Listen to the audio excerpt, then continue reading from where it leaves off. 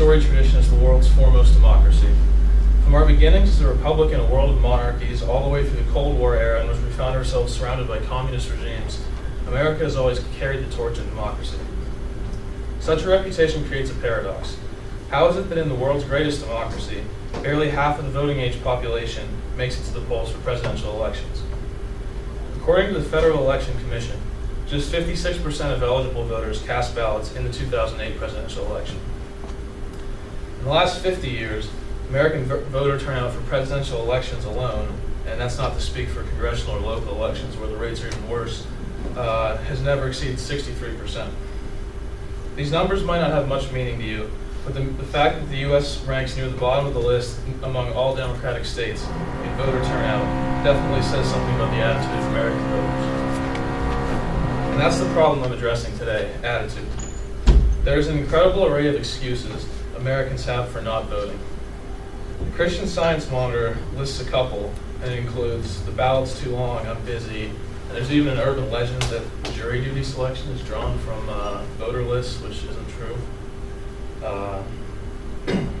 This nonchalant attitude is a problem because it undermines the institution of democracy. The term demokratia is a Greek word that the word democracy is derived from, and it means ruled by the people. But as of now, it seems like in America we're operating under rule by 56% of the people.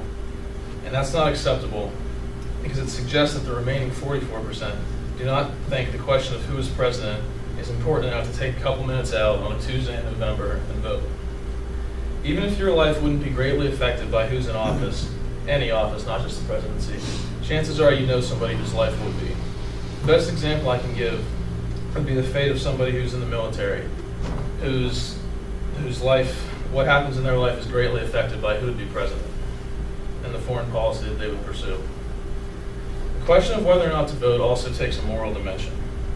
In America, all citizens over 18, of course, can select their representatives in completely fair and free elections. In fact, the Polity Rankings, which is a political science data set, has ranked the United States as a perfect 10 out of 10 score in the democracy ratings pretty much ever since that data set's been around. Other nations, however, do not let their citizens enjoy these privileges. Billions of people in the world live under repressive governments that crush dissent and opposition. 1 billion people in China alone are subject to the will of unelected Communist Party members. But while all this is going on, nearly half of Americans neglect to take advantage of their freedom by voting for their leaders. Through voting at these anemic rates, Americans show lack of global perspective and they fail to recognize their own liberties. I think you can probably imagine the most obvious action you can take to solve the voting problem, and that's to get out and vote. I know you can probably say that my vote doesn't count or it's only one vote, but this attitude contributes to the problem. Individual votes do count, and I think that's been proven by, I bet there'd be a lot of people in Florida in 2000 who wish they would have voted when a presidential election came down to about 500, 600 votes. And not only is it more than one vote, it's because your action makes others more likely to vote. You can encourage your friends or family members of the importance of voting. The second way to help solve this issue is to join or contribute to a Get Out the Vote type of organization. You've probably heard of Rock the Vote, which encourages young people to register a vote and be politically active. There's also Project Vote Smart, which educates voters on the choices they'll be making at the polls.